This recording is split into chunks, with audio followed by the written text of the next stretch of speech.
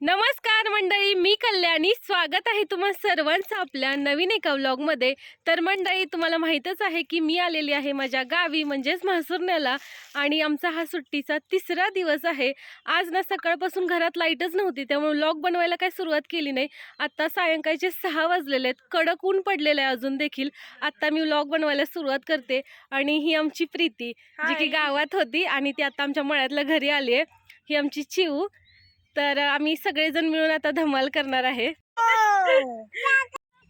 आणि हे बघा, आमची मस्ती चालू झालेली आहे. मी आणि नित्तूला इथं आलेलो होतो पाण्यात खेळायला. नित्तूला ह्या पाण्यात खेळायचं, यात नाही तिला दगड टाकायचे होते.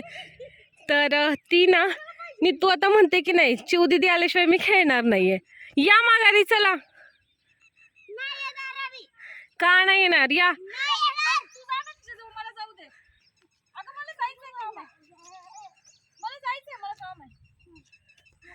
या ग, 2 मिनिट या, चला. हे बघा, आज तुझी लाडकी भाची आहे ही. आज तुला काही सोडत नाहीये. आणि तू आपली कशी सिक्सर मारणार आहे पाण्यात. चला, कमॉन नित्तू, कमॉन. हे मस्तच, कसा आवाज आला. चीअरअप करा नित्तूला. ये मस्तच. नित्या चला, चीअरअप करा नित्तूला.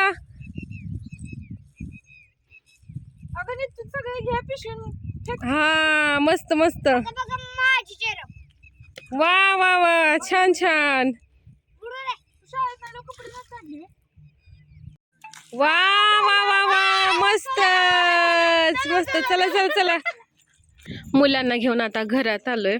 इथून ना आम्ही आता शेतात किंवा आमच्या घराजवळ एक मंदिर आहे, तिथे जायचं ठरवतोय. आता सध्या ना आम्ही सगळेजण मिळून निघालेलो आहे जानुबाई मंदिरामध्ये. आमच्या घराच्या पाठीमागे जानुबाई देवीचं मंदिर आहे, तर तिथे आम्ही जायचं ठरवलंय. चला जाऊया आपण. चला. हे बघा, छान असं सनसेट आलेलं आहे या ठिकाणी. थोडंसं वातावरण देखील बदलायला सुरुवात झाली आता. आणि हे बघा, आमच्या घरातलं छोटंसं बाळ कसं पळतंय रस्त्याने. छोटस बाळ बघा, बाबून बघा छोटस. चला जाऊया आता आपण. मस्तपैकी फिरायचं आहे आपल्याला. हे बघा, या ठिकाणी देखील आमचं ओढ्याजवळचं शेत आहे. या शेतात फार कमी येतो आम्ही. आत्ता आम्ही इकडे मंदिरात निघालेलो, त्यामुळे म्हटलं की हे शेत देखील तुम्हाला दाखवावं. इकडे ऊस लावलेला आहे, तिथूनच एक शेजारून ओढा जातो. इकडे विहीर आहे, इकडे देखील ऊस लावलेला आहे. आणि हे बघा, आमच्या पिटुकल्याला कसं उचलून घेतलंय बाबांनी. हॅलो नित्तू. चला, कुठे चाललात? आमचं पिटुकलं रडत होतं ना, म्हणून मग घेतलं त्याला असं मी. आता ते शांत बसलं. अरे वा. आले. आम्ही म्हसुरण्याला आल्यानंतर ना आमच्या फिरण्याचं एक ठरलेलं ठिकाण म्हणजे जानुबाई देवीचं मंदिर आहे. घरापासून अगदी जवळच आहे आणि आमचा या देवीवरती ना विश्वास आहे, त्यामुळे आम्ही नेहमी या ठिकाणी जातोच. हे बघा, गावाकडे ना असं पाणी पडताना बघायला ना खरंच मजा वाटते. विहिरीत ना मोटार लावलेली आहे आणि तिथून पाणी पडतंय आणि विहिरीत पण भरलेली आहे बघा. हिरवगार पाणी आहे, पोहायला मजा येईल याच्यामध्ये. हे बघा, झाडावरती काय आहे, खूप सारे मंकीज. हे बघा कसे बघतायत. चला आता नित्तूची चिवची मजा आहे. हे बघा, झाडाला ना कैऱ्या लागलेल्या आहेत आणि त्या कैऱ्यांच्या वरती ना डाव मारून बसलेले हे माकडे. आंबे घेऊन जायचे. आंबे हो, घेऊया. हे बघा माकडं बघा किती. बघा, आमचा शेरा ना आमच्या सोबत आलेला आहे, त्याच्यामुळे आम्हाला माकडाने अजिबात त्रास दिलेला नाहीये. चल शेरा. याला काय आमची सवय नाहीये, पण तो आमच्या सोबत आलेला. चला, शूटिंगच्या नादात आपली गँग ना पुढे गेलेली आहे. थांबा, मला येऊ द्या. गावाकडे ना फिरायला कुठलं ठिकाण शोधायची गरज पडत नाहीये. आपण कुठेही फिरू शकतो. सगळीकडे आपल्याला काही ना काहीतरी बघायला मिळणारच. लहानपणापासून आमचं फिरण्याचं एकमेव ठिकाण ठरलेलं आहे, ते म्हणजे जानुबाई देवीचं मंदिर. घरात पाहुणे आले किंवा आम्ही बरेच दिवसातून घरी आलो ना की आम्ही या मंदिरात नक्कीच जातो. इथं जायला आम्हाला खूप आवडतं. वेगळी शांतता असते, प्रसन्न वाटतं आणि देवीचा आशीर्वाद मिळाल्यासारखं पण वाटतं इथे गेलं की. हे बघा, केवढा सुंदर सनसेट पण आलेलं आहे. मस्त असं दृश्य दिसतंय आम्हाला आज. आणि हे जे झाड दिसते ना याच्यावरतीच ना बेलाचा वेल गेलेला आहे, खूप उंच आहे. याला बेलफळ पण येतात. आमच्या घरी काही कार्यक्रम वगैरे असेल ना तर आम्ही इथूनच बेल नेतो. हे बघा या ठिकाणी आहे जानुबाई देवीचं मंदिर. आम्ही चालत चालत या ठिकाणी आलेलो आहोत आणि या मंदिराच्या पाठीमागेच एक वडाचं उंच असं झाड आहे. या झाडावर ना नेहमी एक मधमाशांचं पोळं असतं, पण आत्ता मला कुठे ते दिसत नाही आहे. पण आम्ही लहानपणापासून इथे महू बघतोय, म्हणजे जे मधमाशाचं पोळं असतं ते. हे मंदिर आहे ना ते खूप वर्षापासून बांधलेलं आहे. पूर्वी अगदी छोटंसं मंदिर होतं, त्यानंतर काही वर्षानंतर इथे मोठं हे मंदिर बांधलं. पण इकडे जास्त कोणी लोक येत नाहीत त्यामुळं मंदिर बंदच असतं. एक पाण्याची टाकी देखील आहे, परंतु त्याला पाणी वगैरे काही नाहीये दिसत. आणि ही आहे या ठिकाणी असलेली विहीर. बऱ्याच वर्षापासून ही विहीर देखील इकडे आहे. चला तर मग आपण जाऊया आता मंदिरामध्ये.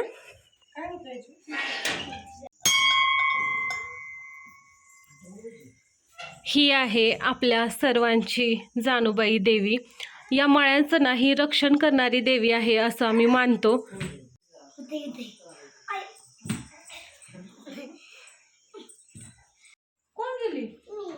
सर्वांनी देवाचा आशीर्वाद घेतलेला आहे.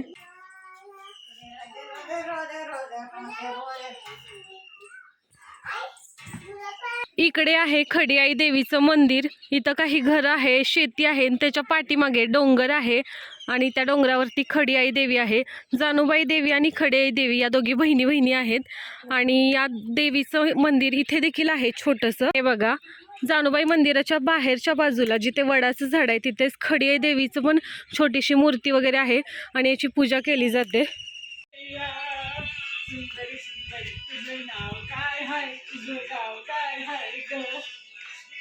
हे बघा इकडे डान्स चालू झालेले आहेत.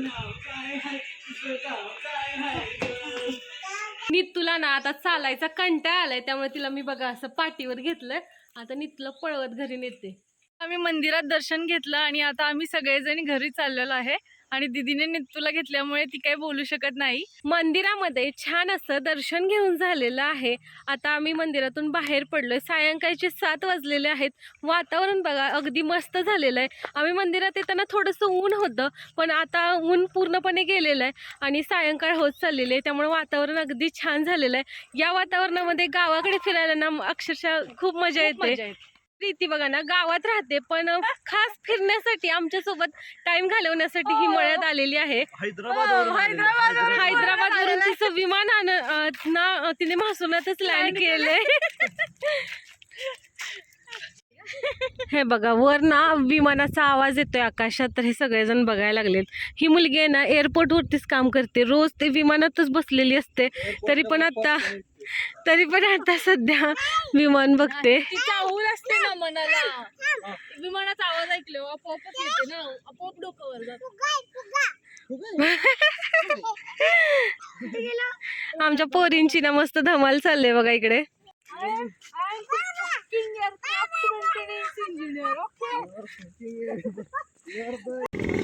आजोबा बघा केवढं ओझ घेऊन चाललेले आहेत गाडीवर. कशावर न घावरायला लागल्यास?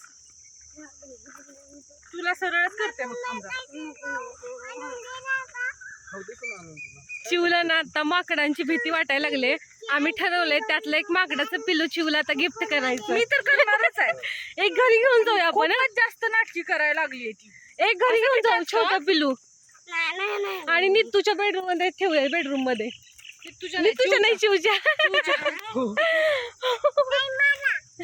बर नीतूच्याच म्हटलं ना मी. चला चला. हे बघा प्रीतीला ना आता या झाडाची कैरी खायची. या झाडाच्या कैऱ्याना खूप आंबट आहेत, तरी पण हिला पाहिजेच. मार्ग उडी. चला अजून एक. पाडला पाडला पाडला पण खाली पडला तो. घे. आणि प्रीती अशा तऱ्हेने एक कैरी जिंकलेली आहे.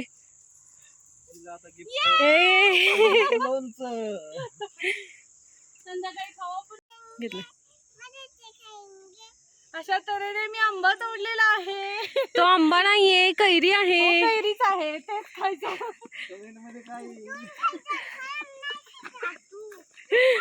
हे बघा आम्ही आता इथून घरी निघालेलो आहे. परत एकदा हे पाणी बघतोय. पाणी बघायला ना खूप छान वाटतं. पाण्याचा आवाज पण छान येतोय, धबधब पाणी पडतंय. आणि मी जो ओढा म्हटलं होतं ना, तर तो हा ओढा आहे बघा. आता सध्या तर काही पाणी नाही, पावसाळ्यात पाणी असतं. हा खूप लांबपर्यंत गेलेला ओढा आहे बघा. आमच्या लहानपणी ना इथं ना एक आंब्याचं झाड होतं आणि एवढा छान आंबा होता ना त्या झाडाला. 2 वर्षातून एकदा तो आंबा यायचा, पण खूप छान लागायचा. छोटे छोटे आंबे होते, खूप गोड असे होते.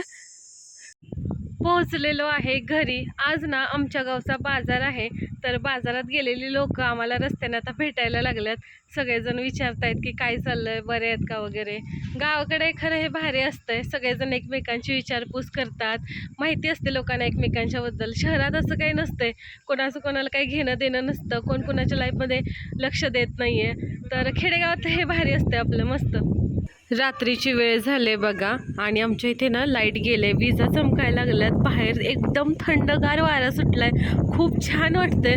पण विजांची ना भीती वाटते बघा. सगळीकडे एकदम काळा कुठ्ठ अंधार आहे आणि त्यामध्ये मध्येच विजा चमकतायत.